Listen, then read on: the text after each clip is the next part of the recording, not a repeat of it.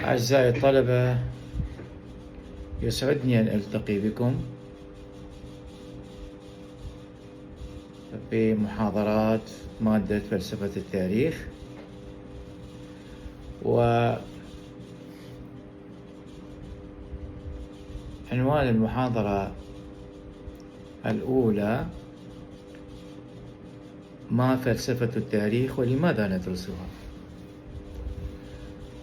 أولاً، عندما نقرأ كتاباً في التاريخ نجد أنه يحدثنا عن الملوك والحروب والثورات والاتفاقيات، لكن السؤال: هل يكفي أن نعرف أن الحدث وقع فقط؟ مثلا،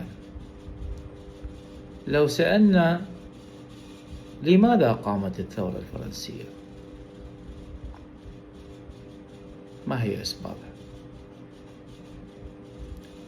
لماذا نرجع بعد تاريخيا؟ لماذا سقطت الدولة العباسية؟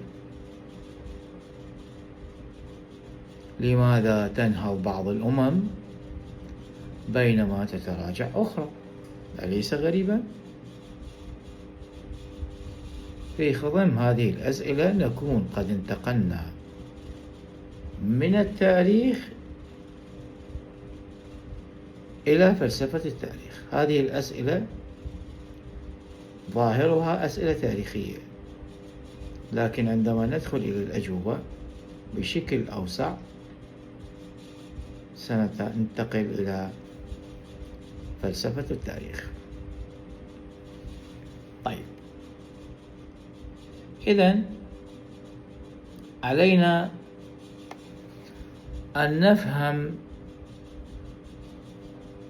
المصطلحات الآتية.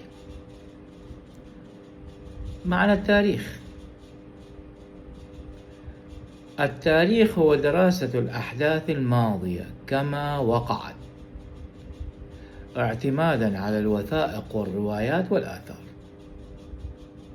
أكرر: التاريخ هو دراسة الأحداث الماضية كما وقعت أو كما حدثت، اعتمادا على ماذا؟ 3 أشياء: الوثائق 1، 2 الروايات، 3 الآثار، الأثر الذي يدل على